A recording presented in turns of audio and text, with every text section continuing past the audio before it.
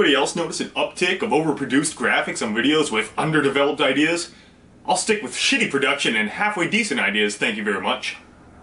This is a map of the major civilizations post-1990 as defined in Samuel Huntington's Eponymous, The Clash of Civilizations and the Remaking of World Order.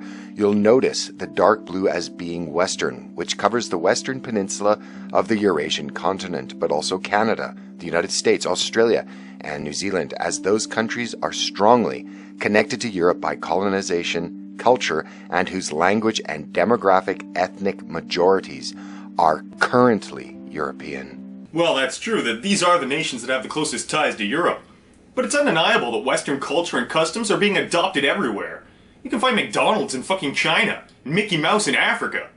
Women can now drive in Saudi Arabia, and there are fair and democratic elections in Japan. You see other countries adopting our Western way of life. You don't see America adopting foreign customs very often. Well, except for words that we stole, which is rather apropos. Western culture or Western civilization is characterized by a host of artistic, philosophical, literary, and legal themes and traditions. The heritage of Greek, Roman, Germanic, Celtic, Slavic, and other ethnic and linguistic groups, as well as the Roman Catholic and Orthodox churches, which played an important part in shaping Western civilization since at least the 4th century, and the teachings of Jesus, such as the parable of the Good Samaritan, are among the most important sources for modern notions of human rights and the welfare measures commonly provided by governments in the West. Hate to break it to you, bud, but we didn't invent any of those fucking things. And I don't see how, a race can consider an invention a we thing, either. Pretty much everything in the Bible was plagiarized from older works, and there was nothing new or revolutionary about the morality of Christianity. The Golden Rule and shit like that predates Jesus by a huge fucking margin.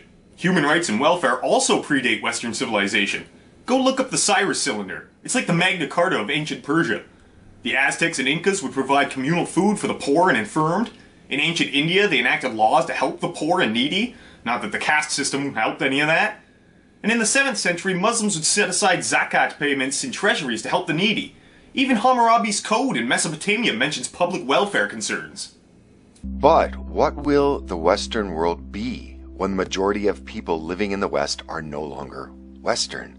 This is not some hypothetical question. Cities across the Western world, Los Angeles, London, Marseille, are all minority-majority cities, and not only other cities, but entire countries are projected to fall within a very short amount of time. And what will a future West bereft of Westerners look like? What kind of societies can we expect? Not only for our children and grandchildren, but for ourselves as we age. Australia, England, the US, and much of Western Europe will no longer be Western nations by mid-century. This is not an alarmist statement. How so? Are you suggesting that Western values are being abandoned? Because as I said before, it seems like quite the opposite on a global scale. Just because immigrants come here doesn't mean that Western values are suddenly out the fucking window. It's not a statement of defeatism or of ultranationalism, as some would like to suggest it is. It is, unless something very much changes, one of fact. This is also not to say that I'm against or even dislike many of the cultural groups flooding into the West. That, with sheer numbers, will extinguish it. I'm very interested in Eastern cultures, as well as Latin and some elements of Islamic, especially in Turkey, Lebanon, and Iran. This is a nation of immigrants. People have been flooding in since its inception. And unlike America, it's always been more of a salad bowl than a melting pot. But there is a difference, because the people that are ramming their way into the West today, they're not Western, nor do they have any connection to it. Give me your tired, your poor, your huddled masses yearning to breathe free, the wretched refuse of your teeming shore. Send these, the homeless, tempest-tossed to me.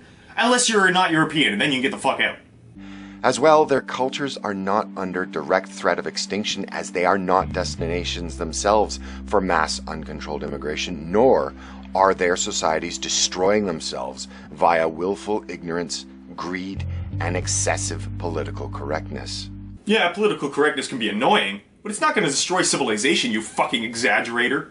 At the moment, nowhere, with perhaps the exception of Sweden, but nowhere in the West is as drunk on national virtue signaling that has become, for all intents and purposes, a reality TV show in the form of its prime minister, the former substitute drama teacher and part-time ski instructor, Justin Trudeau's Canada.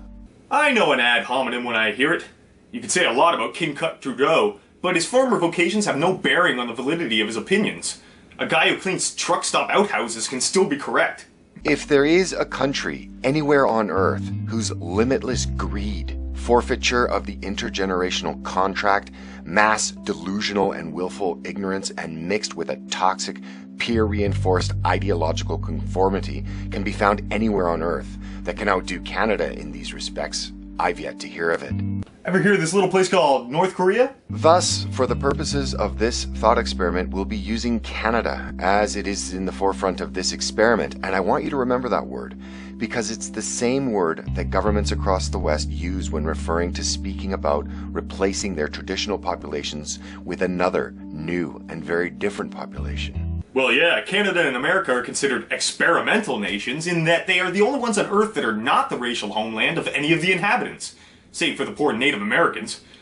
Our two countries are an experiment in having a secular, freedom-based culture that takes in people from all nations, so that no one race or creed can claim that this is theirs.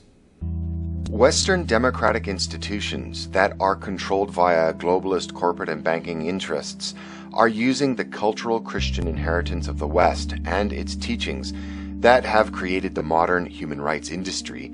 If anything, religion has been a Plato morality, and its usefulness ended sometime in the Stone Age. Christianity endorses slavery and misogyny, and was the root cause of many of history's greatest calamities. You don't need to believe in deities to understand ethics, as if nobody would understand right or wrong based on logic and reason alone. Apparently for dipshits like this, it takes a mandate from up high before anybody could be considerate to one another. How do people like this think that society functioned before Christianity? And have wed these cultural tendencies to the irreligious institutions of the left, like academia and the media, and are using witless pawns, like Antifa and Amnesty International, to help global finance import a limitless number of new debt slaves into the West. And this is being done at the expense of the people being displaced in their ancestral homelands. Even today, Canada has begun to fracture as ethnic and demographic replacement gathers pace. As immigration booms, ethnic enclaves swell, and segregation has become the norm. Could he have picked more Aryan-looking kids for the example of what he considers Western? It looks like it's straight from a Hitler Youth documentary. In 1981, Canada only had 6 neighborhoods with ethnic enclaves, which are neighborhoods where more than 30% of the population is a visible minority. By 2012, that number had mushroomed to more than 260. And in cities like my hometown of Vancouver, home to nearly half of these enclaves, neighborhoods are becoming increasingly defined by ethnicity. Well, first of all, the population of Canada was only 24 million in 1981. And as the population grew, so did the ethnic groups. And secondly, don't forget that white people are an ethnicity too. So you're okay with a majority of one color, so long as it's your color. But it's a minority, then it's a fucking problem? Unlike the racial ghettos in the US and France, however, Canada's ethnic communities are shaped by choice. And these enclaves of today have much more staying power than the Little Italies of past. And this is explained by Mohammed Kadir, Professor Emeritus of Urban and Regional Planning at Queen's University. While Canada's influx of Italians, Dutch, and Germans largely ended after only 10 or 20 years, India, China, and South Asia represent near bottomless supplies of new Canadians. Also in 2012, the BBC ran a story that acknowledged that a country's demographics are its destiny and that Canada is preparing for its Asian, not Western future. Vancouver, as Vancouver is locally already known, is a reality with a minority-majority population and has become in less than 20 years the most Asian city outside of Asia. Moreover, according to University of London professor Eric Kaufman, 7 out of 10 residents in Vancouver will be visible minorities within 2 decades, and 80% of the Canadian population, compared to 20% today, will be non-white in less than a century. Well, it's become abundantly clear that this little black birdie doesn't care if immigrants are coming here and adopting Western values. He cares if they're white or not. And just because they're visible minorities doesn't mean that they aren't full-fledged Canadians. He's not afraid that Canada's values will change and we suddenly adopt Sharia law, which is laughable considering how decadent and irreligious a society we are. He's afraid that one day white people will be the minority here. Well, guess what, sunshine? Miscegenation and globalization are fucking inevitable. The writing is on the wall. All races and nations you know of today are nothing but a blip on the radar of history. And it's only a matter of time before the human race is all dark beige and flying one single flag. The idea that your race is your team is primitive tribalism.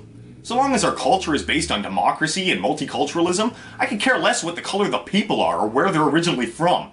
It's not like we should have a right to exclude newcomers when our families were graciously allowed to immigrate here. And as of right now, I don't see anything that indicates that Western values are on the way out, little birdie.